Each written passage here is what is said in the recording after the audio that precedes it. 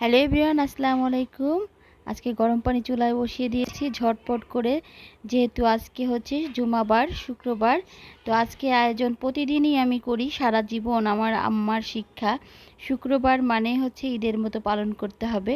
তো পোলাওর চাল নিয়ে নিয়েছি, গরু গোশত নিয়ে নিয়েছি, আর হচ্ছে মুরগির রোস্ট করব একটু ওদের জন্য। তো আমি পাকিস্তানি মুরগি নিয়ে নিয়েছি একটা একটা বড় বড় পিস করে নিয়েছি, যতটুকু হয়। সব মিলে আজকে শুক্রবারটা ইনশাআল্লাহ আপনাদের সঙ্গে শেয়ার করতেছি। এটা হচ্ছে, যেহেতু আমরা বাসায় থাকি, আমরা মহিলারা, আমাদের কাজই হচ্ছে রান্না বাড়া, বাচ্চাদের লালন পালন করা, তাদের খাবার খাওয়ানো, তাদের এইগুলাই। তো এই ছাড়া মনে করলাম যে না, আজকে শুক্রবারটা আপনাদের সঙ্গে শেয়ার করি। প্রতি শুক্রবারেই এখন থেকে ইনশাআল্লাহ ভিডিও পাবেন যে আমি কি কি করি। তো রোস্টটা ভাজা শুরু করে দিয়েছি। রোস্টটা যেটা ম্যারিনেট করে রেখেছিলাম সেটা বলছি। রোস্টে দিয়েছিলাম আদা বাটা, রসুন বাটা, আর হচ্ছে শুকনা মরিচের গুঁড়া একটু দিয়ে, লবণ দিয়ে, লেবুর রসটা দিয়ে ম্যারিনেট করে রেখেছিলাম। এখন ভেজে নিচ্ছি, এটাকে ভালো করে একটু ভেজে নিব। তারপরে হচ্ছে, এখন আমরা দেখা যাচ্ছে যে বেশিরভাগ ক্ষেত্রেই আমরা যদি মুরগি কিনি, তো মুরগির গোশতটা যেন কেমন একটা গন্ধটা বেশি থাকে। আগে যখন আমরা দেশি মুরগি খেয়েছি বা আমরা পাকিস্তানি মুরগি খেয়েছি, অতটা গন্ধ আসে নাই। এখন ফিড খাওয়ানোর কারণে গন্ধ আসে। এটার জন্য আমি লেবুর রসটা ব্যবহার করেছি। আপনারা যারা মানে আমার মতো, তারা একটু লেবুর রসটা দিয়েই ম্যারিনেট করে রাখবেন আদা রসুন দিয়ে, তারপরে ভেজে নেবেন। তাহলে ফ্লেভারটা, যে গোশের যে একটা ফ্লেভার থাকে, গন্ধ থাকে, সেটা কেটে যাবে। তো ভিউয়ার্স, এরকম করে ভেজে নিচ্ছি। আসসালামু আলাইকুম সবাইকে আবারও, যারা এখন আসছেন দেখছেন। কথা হচ্ছে যে রাব্বুল আলামিন সবাইকে এই শুক্রবারটা ঈদের মতো পালন করার তৌফিক দান করুক, আল্লাহর কাছে আমি কামনা করি, দোয়া করি। আর সারা বিশ্বে যে একটা যুদ্ধ ভাব, যুদ্ধের একটা ঘ্রাণ পাচ্ছেন, সবাই পাঁচ ওয়াক্ত নামাজ পড়ে দোয়া করবেন আল্লাহ রাব্বুল আলামিন যেন ওই আছে আমাদের না পোড়ায়। আমরা ওটার ভিতরে যেতে চাই না, আমরা যুদ্ধ চাই না, আমরা শান্তি চাই। আল্লাহ রাব্বুল আলামিন আমাদেরকে শান্তি দান করুক।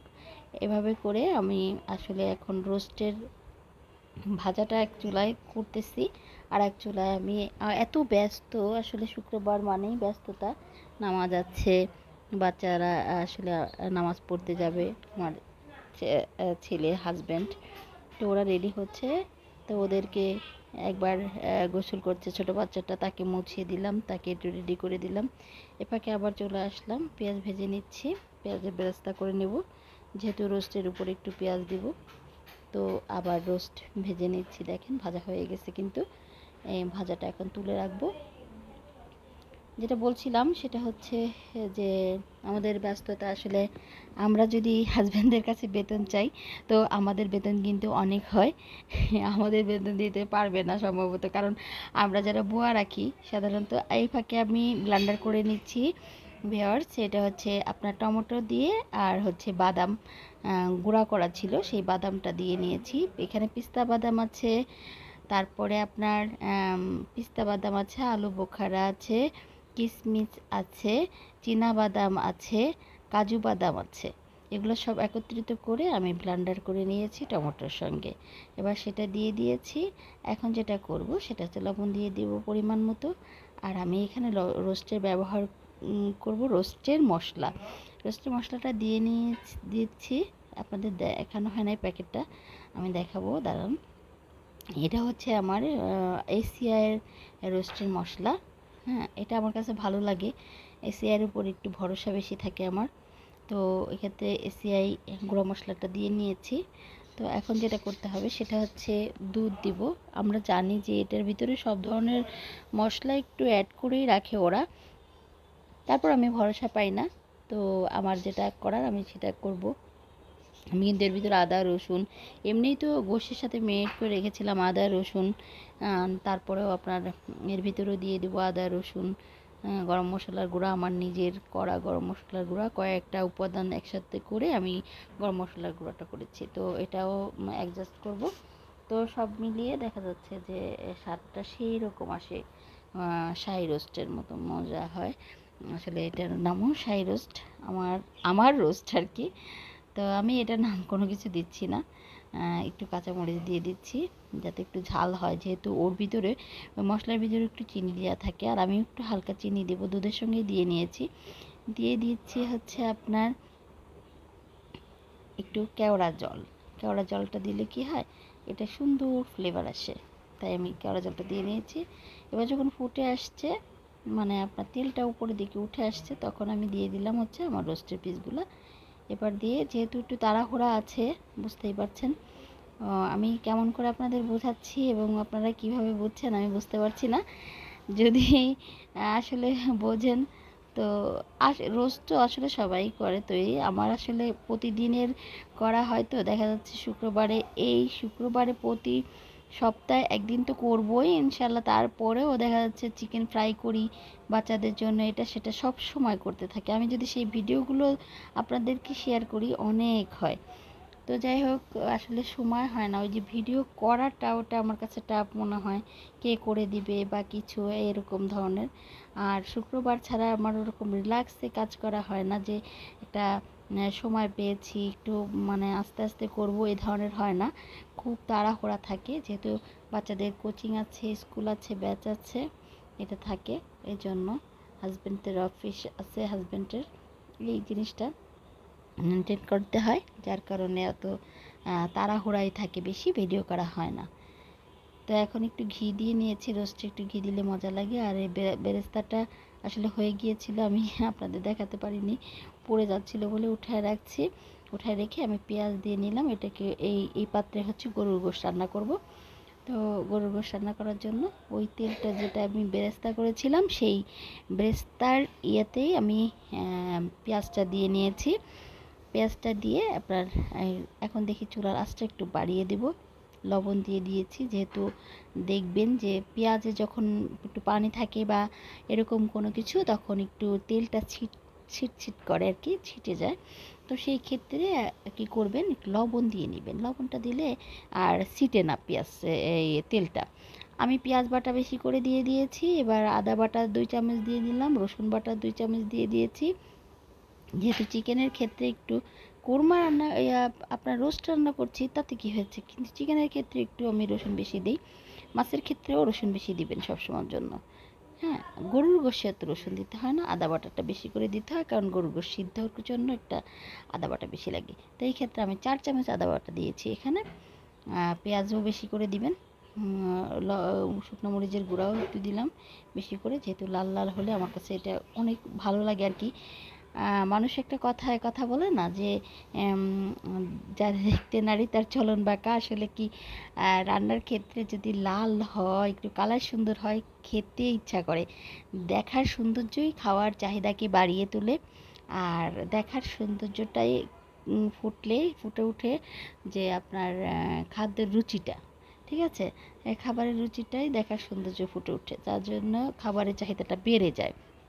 এই ক্ষেত্রে তো আমাদেরকে একটু কালার কমিউনিকেশন সুন্দর রাখতেই হবে, তো সেই চেষ্টাটাই করি, আর কিছু না। সাধারণত আপনারা যারা বাসায় তৈরি করেন, দেখা যাচ্ছে আমার চাইতে অভিজ্ঞ সম্পন্ন আছেন আপনারা। আসলে আমার তো অত অভিজ্ঞতা নাই, তো আমার যতটুকু আছে ততটুকুই আমি করি। আর আমার কাছে মনে হয় যে এটাই আমার কাছে বেস্ট আর কি। আমি না পারলে কি করব, যা পারি আলহামদুলিল্লাহ, এবং অনেক স্বাদ হয়, অনেক মজাদার হয়। তো এই পদ্ধতিতেই আমি সব সময় করি। আর গরম মশলার গুঁড়োটা আমি নিজে তৈরি করেছি। এর ভিতরে আপনার গরুর গোশের কথাটা আপনাদের গল্প করতে করতে বলাই হয় নাই, গরুর গোশে দিয়ে দিয়েছি আদা বাটা, রসুন বাটা, ধনিয়ার গুঁড়া, জিরার গুঁড়া, হ্যাঁ, এটা দিয়ে দিয়েছি। গরম মশলার গুঁড়া দিয়ে দিয়েছি। গরম মশলার গুঁড়াটা আমি 8টা উপাদান দিয়ে তৈরি করি। 8টা আপনার সব, দেখা যাচ্ছে এলাচ, দারচিনিটা বেশি করে দিই। তারপরে শুকনা মরিচ, তারপরে আপনার জয়ত্রী, জয়ফল, শাহি জিরা, সব কিছু মিলিয়ে করি। এটা আরেকদিনের রেসিপিটা দিব। এখন যেটা করলাম, যে পেঁয়াজ বাটা, আদা বাটা, রসুন বাটা দিয়ে, গোড়া মরিচ, হলুদ, সব উপাদান দিয়ে, গরুর গোশের যতটা উপাদান আছে সব দিয়ে গরুর গোশটা বসিয়ে দিয়েছি। এবার গরুর গোশ হতে থাক। এখন আমার পোলাওয়ের পালা, যেহেতু সব করতে হবে একসাথেই, একই সঙ্গে। তো আমি পোলার পাতিলটা দিয়ে দিয়েছি। এবার দেখি গরম হয়ে লাল হয়ে গিয়েছে। এখন যেটা করতে হবে সেটা হচ্ছে আমাকে এটাকে ভাজতে হবে। পোলার চালটা ঝরিয়ে রেখেছিলাম ধুয়ে সুন্দর করে, ওটা দিয়ে দিলাম। যেহেতু গরম হয়ে গেছে, তেলটা দেখলাম অনেক গরম হয়ে গেছে এবং লাল হয়ে গেছে পাতিলটা, সেই ক্ষেত্রে তাড়াতাড়ি করে দিয়ে দিয়েছি। এবার নেড়ে চেড়ে নিব 10 মিনিট। 10 মিনিট নেড়ে চেড়ে নিলে দেখা যাচ্ছে একটু ছ্যাঁকা লাগলে চালটা একটু লালচে লালচে হয়, তখন মানে পোলাওটা অনেক ঝরঝরে হয় এবং মিহি হয়, মজা হয়।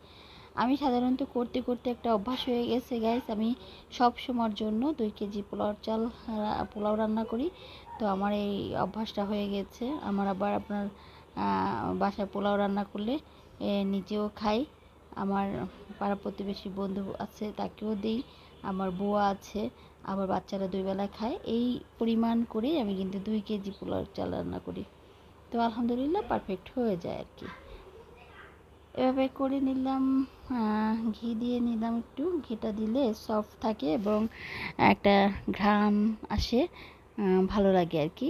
এবার আমি যেটা করব সেটা হচ্ছে লবণ দিয়ে নিব। লবণটা পরিমাণ মতো আপনারা দিয়ে নেবেন। আমি এখানে 2 চামচ লবণ ব্যবহার করলাম, কারণ আমার কাছে মনে হয় 2 কেজি চালে 2 চামচ লবণই লাগবে। আর দিয়ে দিচ্ছি আদা বাটা 2 চামচ, রসুন বাটা 2 চামচ দিয়ে, আর হচ্ছে গরম মশলার গুঁড়াটা দিয়ে দেবো। আর কিছু লাগে না পোলাওর ক্ষেত্রে, এটাই জাস্ট। আর একটু মরিচের গুঁড়া দিলে একটু মানে আপনার ঝাল ঝাল লাগে। অনেকে দেখা যাচ্ছে বাচ্চারা ওই আপনার শুধাই খেয়ে ফেলে, মানে শুধুই ভাতটা রাইসটাই খেয়ে ফেলে, পোলাওটা খেয়ে ফেলে ওঠা। সেই ক্ষেত্রে আমি এটা করলাম। তো এই হচ্ছে পোলাওয়ের কাজটা নাড়াচাড়া করা শেষ। এখন গরুর গোশ দেখি যে অনেকক্ষণ হয়েছে গাইজ, দেখতে পাচ্ছেন যে আজকের গরুর গোশটা সম্ভবত বয়স্ক গরুর, তাই একটু সময় লাগছে। আর বিশেষ করে আমি আবার আপনার গরুর গোশ দেখতে যেয়ে দেখেন আমার এইখানে কিন্তু লেগে গিয়েছিল পোলাওটা।